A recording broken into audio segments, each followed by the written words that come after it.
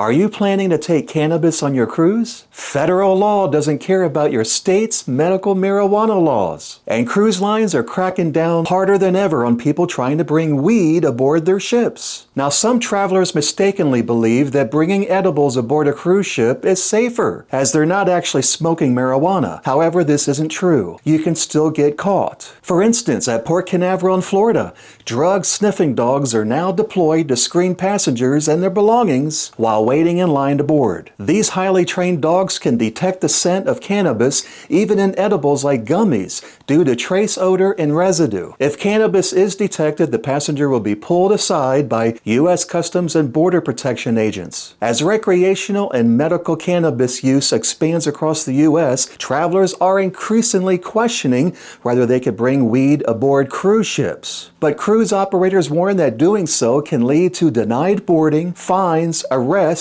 or even lifetime bans from sailing. Marijuana remains illegal under federal law in the United States. And that's the standard cruise ship lines must follow when departing from U.S. ports. Cruise ships operate in international waters and visit foreign ports, adding layers of legal complexity that make cannabis a non-starter. Major lines like Carnival, Royal Caribbean, and Norwegian prohibit all forms of cannabis, including edibles, oils, vapes, and medical marijuana prescriptions. Delta-8 THC products, often marketed as a legal alternative, fall into a federal gray area, but are typically banned as well. A discovery of weed could mean hours of questioning and missing the cruise entirely, and a potential lifetime ban from the line. In addition, local and federal authorities might press charges. And it's already happened at many ports in Florida, where medical marijuana is legal under state law, but not under federal law. Even if you slip it past initial security checks, you still have to contend with onboard enforcement. Cruise contracts explicitly forbid drugs, and crew members are trained to spot violations. Smoking or consuming weed in cabins or public areas can trigger alarms. Carnival Cruise Line updated its policies in recent years to crack down harder on marijuana, with reports of increased searches and penalties. Passengers caught mid-voyage might be confined to their cabins, disembarked at the next port, and left to find their own way home, often at personal expense. While some destinations like Jamaica and certain parts of Europe have lax cannabis laws, bringing it back on board violates ship rules and could invite scrutiny from foreign customs officials. Medical users face particular heartbreak. Those relying on cannabis for medical conditions often skip cruises altogether. Now, cruise operators